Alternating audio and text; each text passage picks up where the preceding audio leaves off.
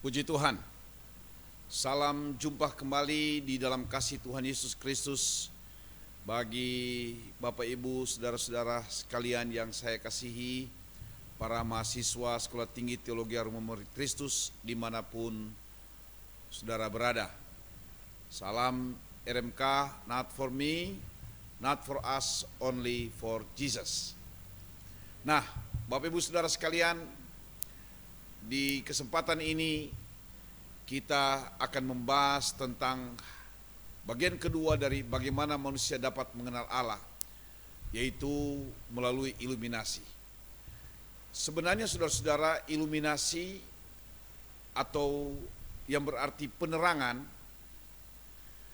itu memiliki pengertian khusus, memiliki pengertian khusus bagaimana seseorang diterangi oleh kuasa Roh Kudus untuk dapat memahami, mengerti tulisan-tulisan kebenaran firman Allah, untuk dapat mengerti tentang isi Alkitab, saudara-saudara. Tetapi saya mengangkat poin ini di dalam mata kuliah teologi proper karena apa, saudara-saudara? Karena salah satu sentral dari isi Alkitab adalah di dalam Alkitab manusia bisa mengenal Allah, atau Allah telah memperkenalkan dirinya, Allah telah menyatakan dirinya melalui Alkitab. Sehingga saudara-saudara, sejalan dengan manusia membutuhkan iluminasi untuk mengenal Alkitab, maka iluminasi juga adalah aspek yang sangat penting yang harus diterima oleh manusia untuk dia dapat mengenal pribadi Allah itu sendiri. Dia dapat mengenal pribadi Yesus sendiri. Nah, saudara-saudara, karena itu mari kita lihat apa yang dimaksud dengan iluminasi. Iluminasi adalah pekerjaan Roh Kudus dalam menerangi hati dan pikiran manusia untuk memahami kitab suci, untuk memahami Alkitab, untuk mengerti Alkitab seperti saya sudah katakan tadi. Dan di dalamnya adalah untuk memahami pribadi Allah. Karena melalui kita memahami Alkitab, kita akan bisa mengerti siapakah pribadi Allah dan apa yang menjadi rencana Allah, apa yang menjadi program Allah, apa yang menjadi kerinduan Allah, hati Allah kepada manusia. Nah, saudara-saudara, itulah definisi dari iluminasi. Firman Allah dan Roh Kudus itu tidak dapat dipisah-pisahkan. Firman Allah dan Roh Kudus tidak dapat dipisah-pisahkan. Karena itu saudara-saudara, kalau iluminasi adalah pekerjaan Roh Kudus untuk supaya manusia bisa memahami kitab suci, itu memang dua hal yang tidak dapat dipisahkan. Tanpa Roh Kudus, saudara-saudara, tanpa Roh Kudus, maka saudara-saudara, firman Allah akan menyebabkan banyak orang terjebak kepada kepercayaan mistik. Firman Allah tanpa Roh Kudus menyebabkan penyelidikan seseorang menjadi kegiatan akademis belaka. Ini gambaran-gambaran tentang hubungan yang sangat erat antara firman Allah dan Roh Kudus, saudara-saudara. Di dalamnya kita bisa memahami pribadi Allah. Nah, saudara-saudara, Ada dua kategori iluminasi, ya. Sekali lagi ada dua kategori iluminasi. Yang pertama adalah iluminasi bagi orang yang belum percaya. Iluminasi bagi orang yang belum percaya.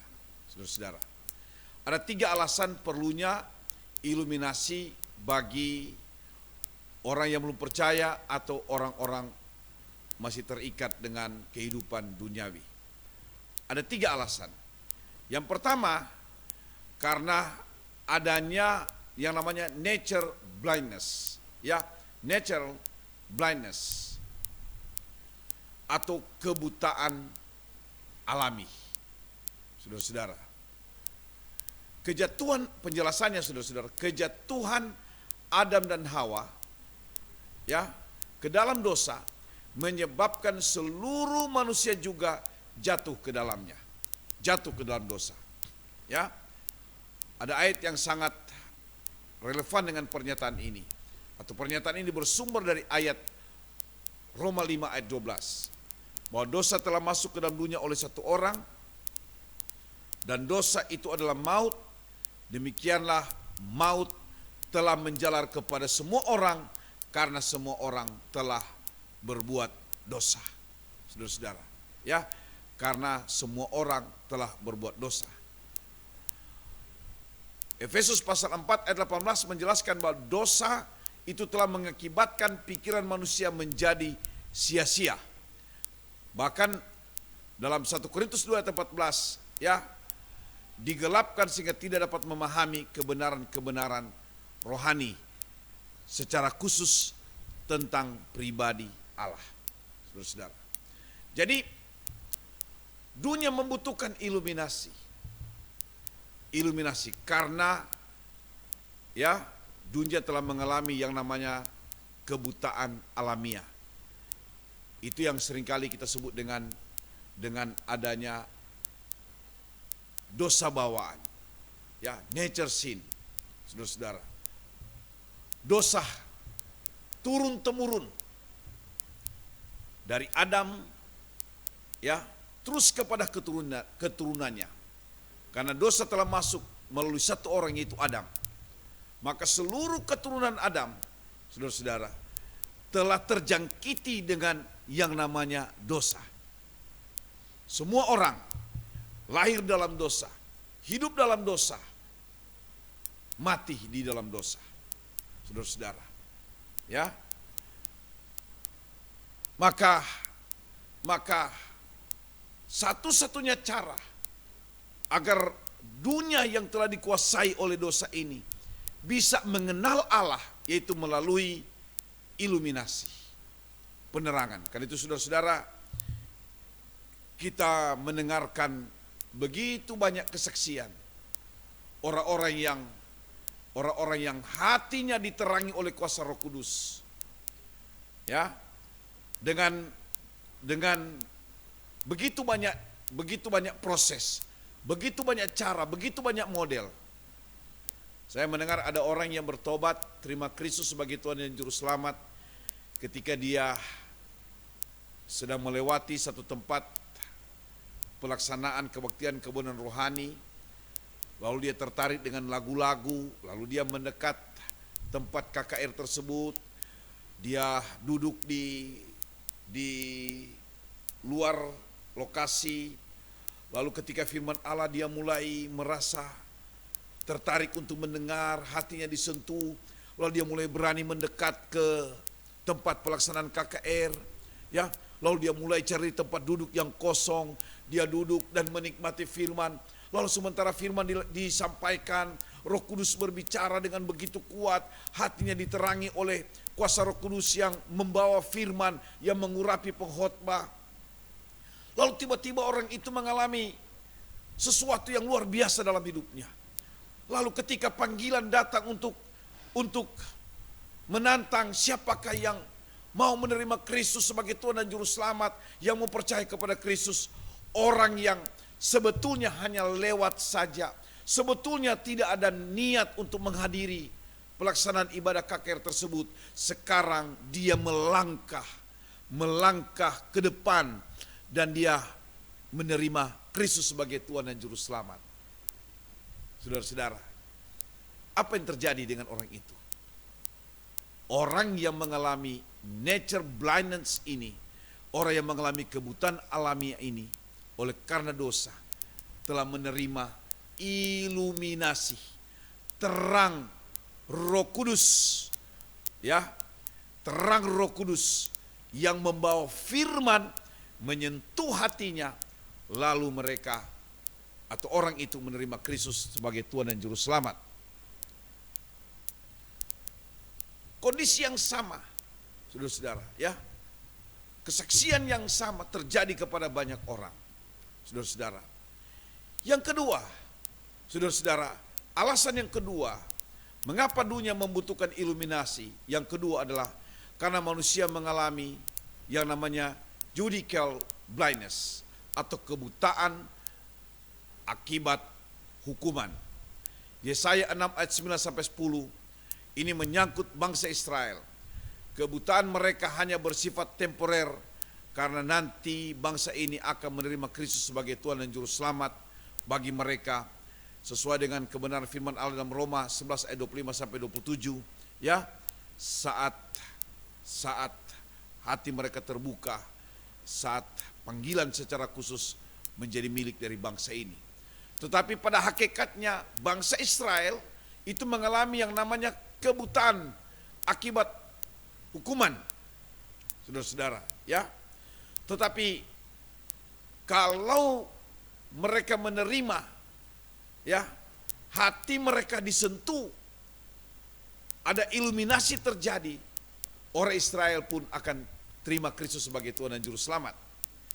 Saudara-saudara perhatikan di dalam Kisah Rasul pasal yang kedua, Kisah Rasul pasal yang ketiga dan keempat, saudara, di gereja mula-mula, ya, bagaimana begitu banyak orang, termasuk saya percaya di dalamnya ada orang-orang Yahudi yang hatinya telah disentuh, diterangi oleh kebenaran firman Allah, diterangi oleh kuasa Roh Kudus, sehingga ada banyak yang terima Kristus sebagai Tuhan dan Juru Selamat.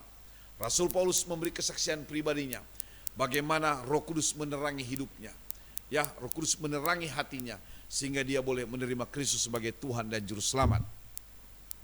Yang ketiga, saudara-saudara, adalah, atau alasan yang ketiga, orang dunia perlu iluminasi. Alasan yang ketiga, karena terjadi yang namanya satanic blindness, ya, kebutaan oleh karena pekerjaan iblis.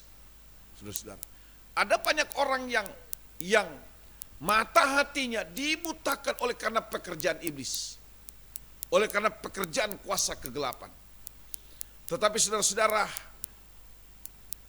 oleh kekuatan kuasa Roh Kudus, oleh kekuatan firman, atau lebih tepat firman yang diurapi oleh Roh Kudus, diterangi oleh kuasa Roh Kudus, itu mampu, saudara-saudara, mengubah hidup seseorang sekalipun dia dibutakan oleh pengaruh penguasa di udara. Saudara-saudara, ya, itu adalah alasan perlunya dunia terhadap perlunya iluminasi bagi orang-orang dunia. Nah, saudara-saudara, pertanyaannya adalah bagaimana proses orang dunia dicelikan matanya, dicelikan hatinya, ya, bagaimana prosesnya? Saudara-saudara, saya menggunakan 2 ayat saja dalam Yohanes pasal 16 ayat 7 sampai ayatnya yang ke-8, ayat 7 dan 8, ya. Dalam kitab Yohanes 16, firman Allah berkata pada ayat yang ke-7 seperti ini. Namun benar yang kukatakan ini kepadamu, ini kata Yesus, adalah lebih berguna bagi kamu jika aku pergi. Sebab jikalau aku tidak pergi, penghibur itu tidak akan datang kepadamu. Tapi jikalau aku pergi, aku akan mengutus dia kepadamu. Ayat 8. Dan kalau ia datang, ia akan menginsafkan dunia akan dosa, kebenaran dan penghakiman. Ya, kalau ia datang, ia akan menginsafkan dunia akan dosa, kebenaran dan penghakiman. dunia akan diinsafkan ketika Roh Kudus melawat mereka. Ya, 3 hal yang akan diinsafkan oleh Roh Kudus. Yang pertama dosa. Artinya bahwa saudara-saudara, dosa telah menyebabkan orang, ya, ketika Roh Kudus insafkan manusia tentang dosa, itu menyebabkan orang akan mengakui dirinya sebagai orang yang telah berbuat dosa. Bahkan orang yang hidup di dalam dosa, orang yang berada di bawah kendali dosa, orang yang dikuasai oleh dosa. Saudara-saudara, ya, kalau Roh Kudus insafkan, orang itu pasti akan mengakui keberadaannya yang dikuasai oleh dosa. Yang kedua akan kebenaran. Saudara-saudara, Roh Kudus ingin sadarkan manusia untuk melihat bahwa Kristus adalah satu-satunya kebenaran. Saudara-saudara, dan faktanya begitu banyak orang yang akhirnya mau menerima Kristus sebagai Tuhan dan Juru Selamat, karena Dia adalah satu-satunya jalan yang membawa kita kepada kehidupan yang kekal. Dia adalah kebenarannya absolut yang terbukti, ya, pribadi satu-satunya yang menjamin kebenaran yang sejati itu. Yang ketiga atas hukuman, ya, ketika Roh Kudus menerangi manusia tentang hukuman secara spesifik, saudara-saudara, pertama manusia akan dibuat sadar bahwa setan telah dijatuhi hukuman. Pada saat kapan? Ketika Kristus bangkit dari antara orang mati, maka setan telah dikalahkan, iblis telah dikalahkan. Iblis kehilangan kuasanya yang dia banggakan sebagai pemegang kunci kerajaan maut. Saudara-saudara, tetapi ketika Kristus bangkit, Kristus merebut kunci kerajaan maut, sehingga iblis telah dikalahkan, sehingga Tuhanlah, Kristuslah yang berkuasa atas seluruh alam. Saudara-saudara, ya, Kristus yang berkuasa bahkan sampai kepada alam maut. Kristuslah yang menentukan siapa yang akan ada di alam maut dan siapa yang tidak akan ada di alam maut. Saudara-saudara, ya. Nah, ini adalah kebenaran yang memberi penjelasan kepada kita tentang proses orang duniawi dicelikan matanya. Saudara-saudara, mari kita lihat akibat iluminasi, ya. Bagi orang duniawi, saudara-saudara, maka akan nampak jelas kebenaran. Saudara perhatikan bahwa iluminasi, saudara-saudara, ya, harus kita pahami juga bahwa iluminasi tidak sama dengan regenerasi atau kelahiran baru, ya. Jadi ada proses di dalamnya sampai orang itu pada akhirnya menerima Kristus sebagai Tuhan dan Juru Selamat. Tetapi paling tidak, ya, itu telah dimulai dengan hatinya diterangi oleh kebenaran firman Tuhan. Saudara-saudara, Tuhan memberkati sesi kita hari ini, dan biarlah saudara tetap semangat. Nanti pada bagian berikut kita akan melihat iluminasi bagi orang percaya. Jadi saudara-saudara, sekali lagi untuk sesi ini saya memberikan kesimpulan bahwa bagaimana manusia dapat mengenal Allah, yaitu melalui iluminasi. Bagaimana Roh Kudus menerangi firman Allah, dan firman Allah dengan kuasa Roh Kudus itu menerangi hati manusia yang hidup di dalam dosa. Tuhan memberkati kita sekalian. Puji Tuhan. Shalom.